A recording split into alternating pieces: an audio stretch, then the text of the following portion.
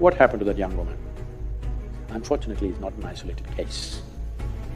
And this is not just happening in this country, it's happening all over the world. Just on the basis of gender, that a human being is brutalized in this way is happening everywhere. It's a very unfortunate scene. It is not for you or me to take sides, which is right, which is wrong. This is the unfortunate reality, but I would say largely this is a consequence of inordinately slow judicial process. They are doing every trick possible to get maximum number of votes. So don't call it spiritual politics, it's just politics. But instead of saying what I will do, you're trying to show who I am. My intention is that is what we need to change. Who you are, I don't care. What will you do? Is the only question. I think every citizen in this country should raise this question. Okay, I will give you my vote. What will you do in the next 5 years? I don't care whether you're a man, woman, Hindu, Christian, what the hell you are, I don't care. What will you do? What are you capable of doing? That's all that matters. We have to shift. The media has a big responsibility in this direction, not who, what is the big question. Every citizen should raise this, media houses should raise this, everybody who's concerned about this nation should raise this. What will you do? Who you are, I don't care. Right now, by going to the temple, they're trying to show who they are. They're not saying what we will do. One particular case of rape has brought the consciousness of the nation to a certain brink. Using this, it's time that we look at the essentials of life. Whether the crime or violence or forceful acts are committed against a woman or a man or a child, it's the same thing. It's not… one is not different from the other. In most minds, a woman means body parts, an accumulation of body parts. Yes. A breast, a navel, a curve, long hair. What's happening in one's mind and how it translates into life is the next step. But it's happening in your mind means when there's an opportunity, it will happen in reality.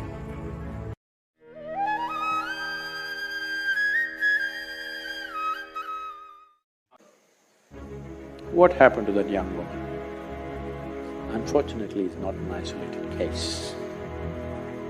And this is not just happening in this country, it's happening all over the world. Just on the basis of gender, that a human being is brutalized in this way is happening everywhere. It was at a much lower scale in this country simply because till this generation, largely women were protected, they were indoors, in their homes. There was not much room for these things. It happened with people that they know. This kind of brutalization was not there because normally women were in protected spaces. This is the first generation stepping out, and now this is on the rise. One terrible event after another, one more brutal than the other. It's happening. Well, if you were a close friend or a family of this young woman, definitely you would want to do this. Just let me tell you how it is. So I'm talking about a few years ago, 2-3 years ago, I was in California and something similar happened in California. And we were discussing this and different people saying different things because I was with a group of people who are against capital punishment. They don't believe in capital punishment. I also don't want to hang anybody. But at the same time, when certain things happen, not just as crime, somebody has taken absolute pleasure in tormenting, demoralizing and making a human being absolutely wretched. They just didn't do it, they took enormous pleasure in doing it. So this discussion was going on and this particular person who is an activist against capital punishment, it got very heated. Then I asked, see, suppose… because he had a 14-15-year-old daughter and the case that we were discussing was somewhere near that kind of age group. I said, suppose something like this happened to your daughter, would you still say what you're saying so vehemently? What would you do? Then he sat back. Then he said, I would gouge this guy's eyeballs out with my own hands. I would cut his genitals I would do this, that, everything, and I would want him to die, taking 3 days at least to die. I said, see? So that kind of emotion is there in people. Now the killing by the police, if you go this way, you will not have a civilized nation left. If the police and the judiciary start acting upon families' emotion or people's emotions, then there will be no rule of law at all. In the process of building a civilized nation or a society, rule of law is not always justice. Rule of law is not justice. Rule of law prevents a whole lot of things that could happen. Well, right now you must understand this, the rule of law is like this. Suppose you have an automobile, you have a motorcycle, and this guy comes and rides it away, and he hides it in his house. So you gather a group of 5 people, go there, thrash him and take your motorcycle and come back. Now you will go to jail. It's the rule of law. Because you're supposed to go and complain to the police. So this looks totally unjust, but if we give up the rule of law, then jungle will come into the town, okay? So, the important thing is, this is not about rape, this is about what kind of human beings are we raising. Commerce has taken precedence over humanity. Commerce is not about serving humanity. Humanity is serving commerce. It doesn't matter what you can sell. As long as you can sell it, you're doing great and you have to scale up. So, there is a lot of looking at that humanity has to do. One particular case of rape has brought the consciousness of the nation to a certain brink. Using this, it's time that we look at the essentials of life. Whether the crime or violence or forceful acts are committed against a woman or a man or a child, it's the same thing. It's not… one is not different from the other. If we approve one forceful act, the other one will naturally evolve out of it. This must start from the home situation. If you can force-feed your child, you can be forcefully sexed also tomorrow. I want you to understand this. This is how it starts. If you think you can force-feed your child, force is okay. As long as you get to do what you want to do, then everything else follows. These are the offsprings of that. We don't want to attend or destroy the root, we just want to prune the surface because right now it hurts us. That is not a solution. It is disheartening to see on the national news channel, the discussion is, should we castrate them or not? So, today if you castrate a rapist, tomorrow cut off the hands of a thief, cut off the head of somebody else who uses his brain. There is no limit to this. This is not the solution. Whatever sympathies you may have for the person who suffered, the victim, we must look for more profound solutions, more well-thought-out solutions, not simply reacting. Reacting to one violence with another violence is not going to breed a right kind of society. Now, is this in one society? It is not. It is just that in some societies the law enforcement may be little better. Don't think people are better, no. Law enforcement is little better, so it's little more contained in certain societies, little less contained in other societies. One way, yes, protection by law enforcement is needed, no question about that. But still, A transformation where law enforcement can be limited to a small percentage of criminals is the society we want to live in. We don't want a big segment of population being curtailed by law enforcement alone. If there is no policeman, they will do something else. It's a dangerous situation to live in. The statistics say that 96% of the rapes happen within the home. Law enforcement never ever gets involved in this. 96% of the rapes happen within the four walls of the house. So it never goes to the law. So this cannot be contained by law. Maybe the super violent rape like what happened in Delhi could be controlled to some extent by law enforcement, but not the other things. The fundamental thing is that you want to possess, humiliate and subjugate another human being.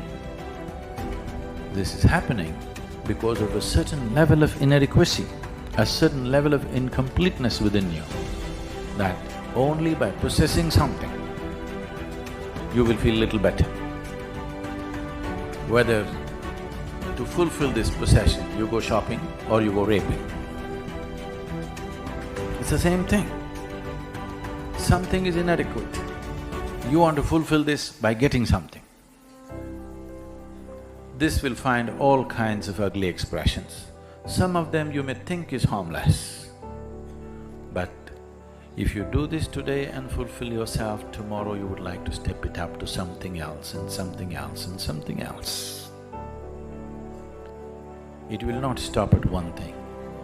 So the solution is not in just containing it, the solution is in transformation of the individual human being. And nobody is willing to invest any time or life to make this happen. Everybody wants an instant solution, go on the street, protest for 2 days and world will change. World will not change. The world has to change. First thing is willing to invest time for my own transformation. Only if you're willing to invest time for your transformation, you're willing to invest time for other people's transformation. The whole country is talking about rape. So,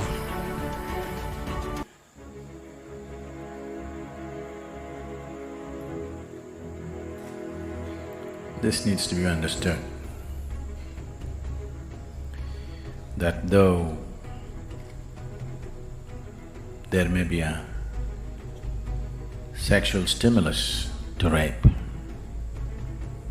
it is not about sexuality alone. It's about the power to possess.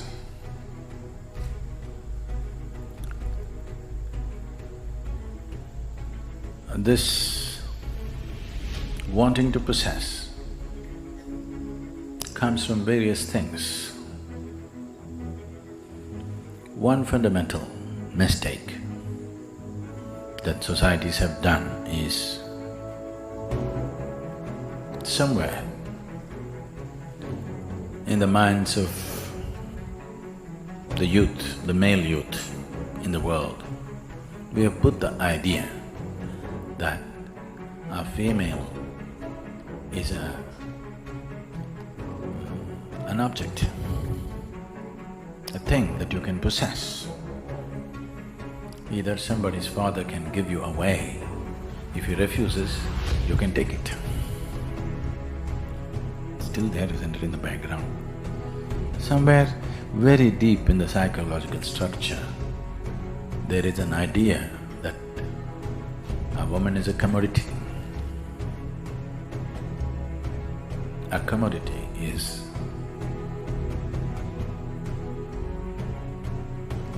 if something doesn't have a mind of its own, that's a commodity. So,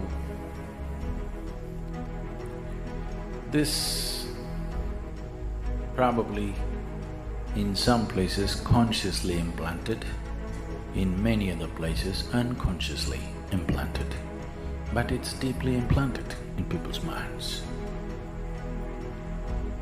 Without taking this away, just one more law, hang the rapist, castrate the rapist, is not going to really produce results.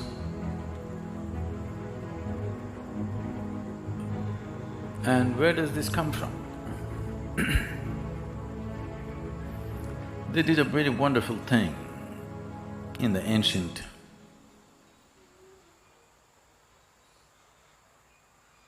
Bharat or India. The Hindu law proclaimed, a man cannot go to heaven without his wife. You must understand the significance of this. I want you to understand the significance of it. A few thousand years ago, in many ways today, the playing field has been leveled for man and woman, not because of any great social evolution, but because of technology. Technological development, which has made a woman being capable of participating in many global activities. If there was no technology, if it was a question of your physical strength which carried you from place to place,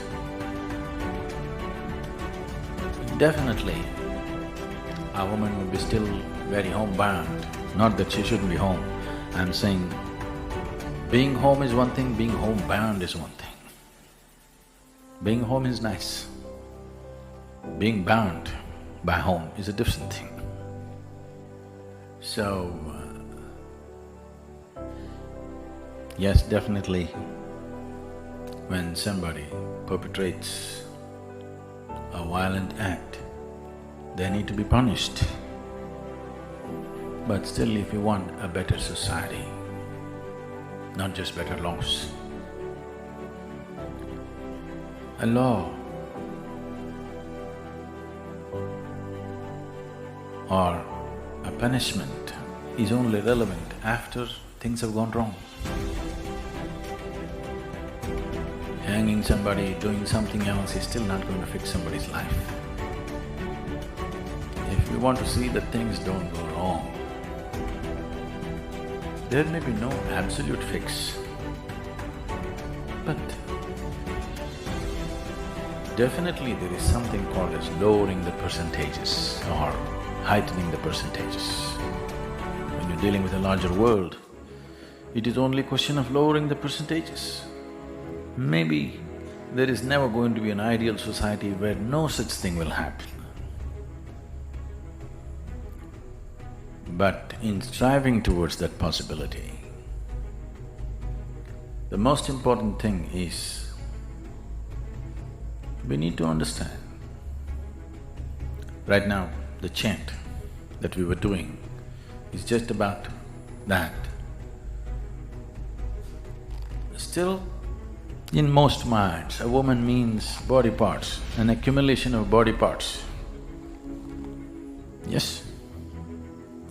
A breast, a navel, a curve, long hair, something. That's why many of you have short hair these days. One part of it you've gotten rid of. It is still a sum of body parts. Why is a woman a sum of body parts in someone who is not a woman? Is essentially this is springing. This is not just with a man, with a woman also, but she doesn't conclude, she does not make the same conclusions that a man makes, but she is also bound by the same limitations. The moment the boundaries of your physicality becomes ultimate boundaries of life, you do not experience your breath, you do not experience any transaction that's happening to keep you alive. This you think is ultimate boundary. If this is ultimate boundary, if I look at this, those who look just like me, they are enemies we would like to get rid of. Those who look different, those who seem to have different kinds of body parts are something that you want to possess. So essentially, the problem is rooted in investing too much in physicality of life. If societies or human beings were experiencing their lives little more than their physical boundaries, these things would simply go down just like that. Maybe not eliminated, but would go down dramatically and considerably, to a point where a few offenders, you can deal with them with punishment. You cannot deal a vast majority of population with punishment. Suppose 10, 15, 20% of the people are committing crime in a society, you cannot punish 20% of the population. If it's 1%, you can punish them, you can deal with punishment. If it's 20%, you cannot deal with punishment, it's not going to help. You want to hang 20% of the population? That's going to be worse than rape. And that's not going to help. So punishment, people think, is a deterrent. To some extent it is, maybe. For most people it is not. They will just try to do it more carefully. Yes, they will try to take more precautions about it. Maybe because they have to take more precautions, it may come down a little bit. But still, what's happening in one's mind and how it translates into life is the next step.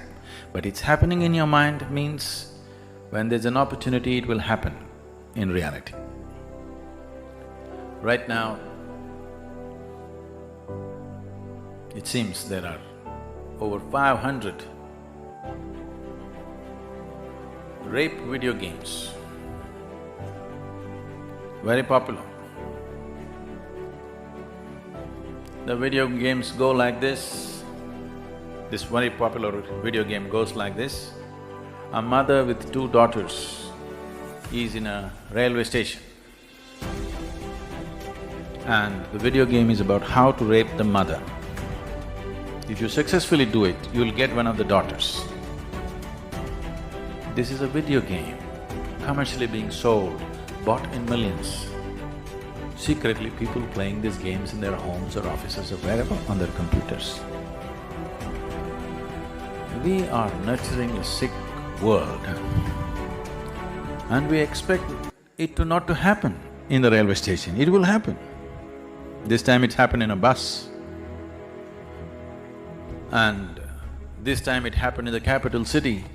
So it's big news, the whole country and the media is on, fine, attention was needed for this. But if it happened in somewhere,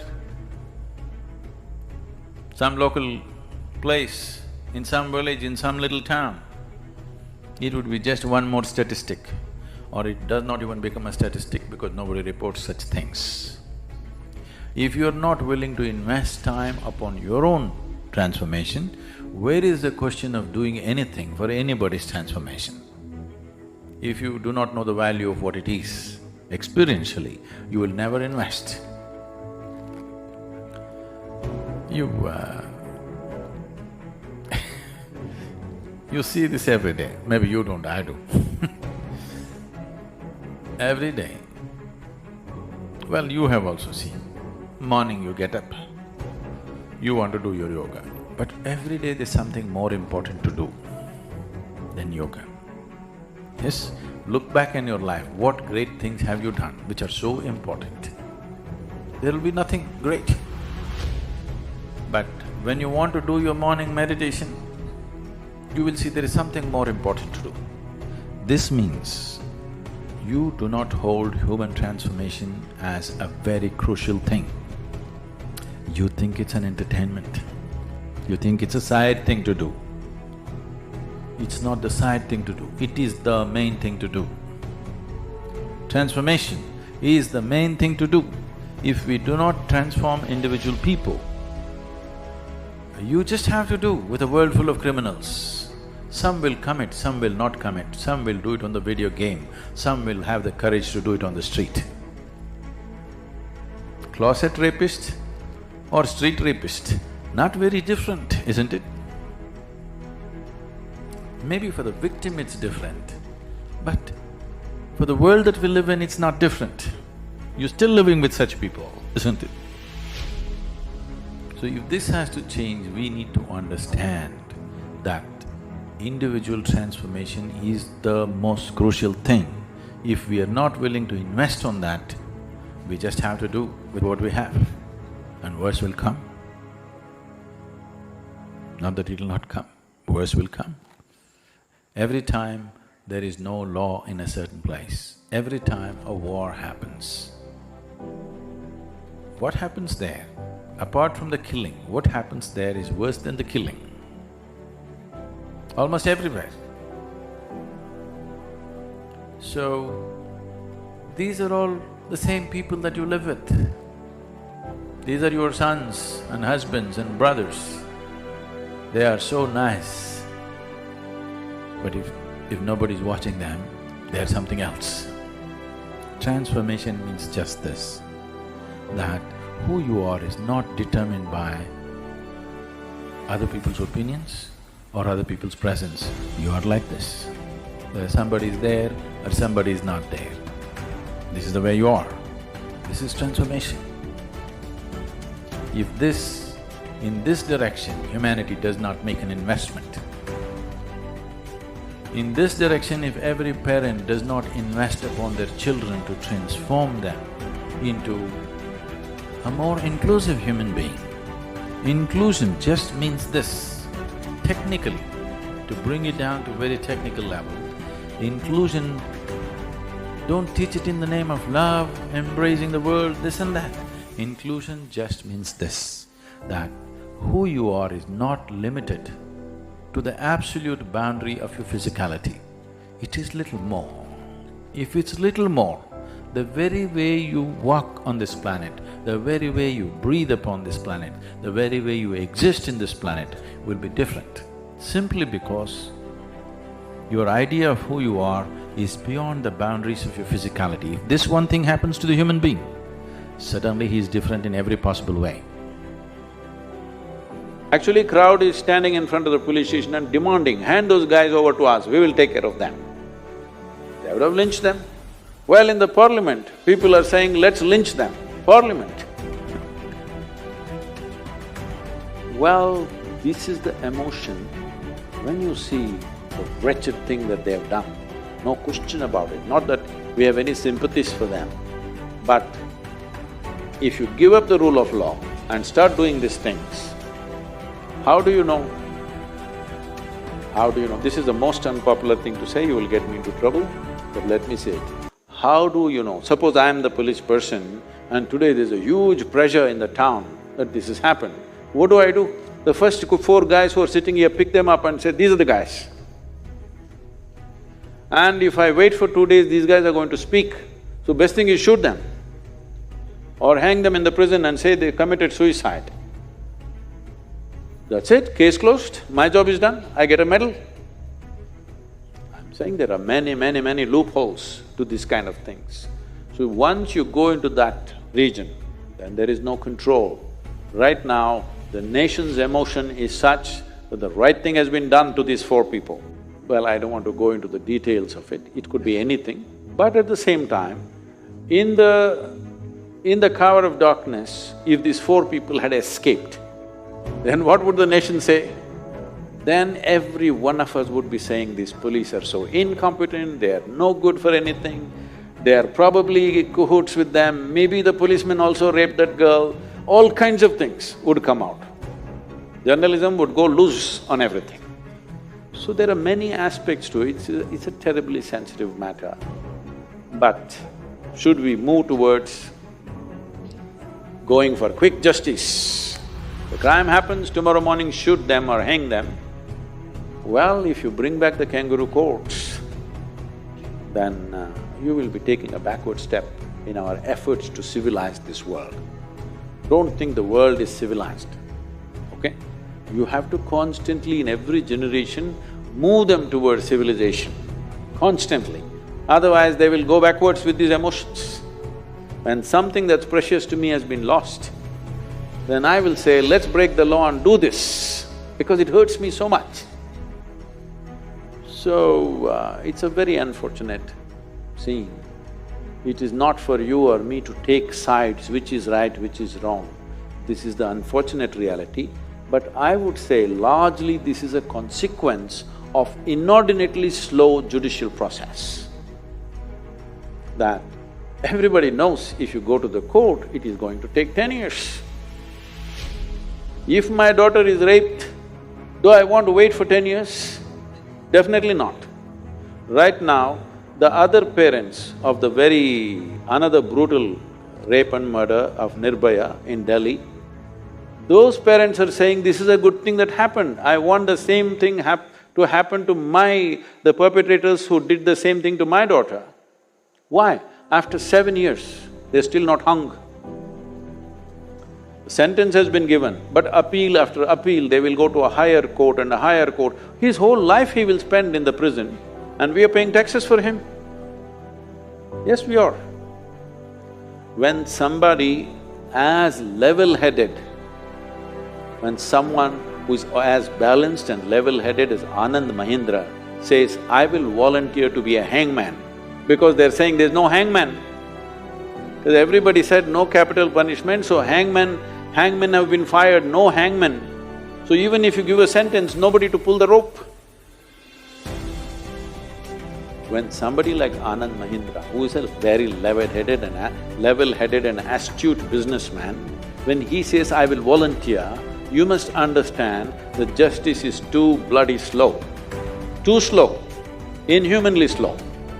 If you don't do something about this will become the norm. It's picked up momentum. Country's emotion is with the police, which is not a good thing. Long term, this is not a good thing for the country.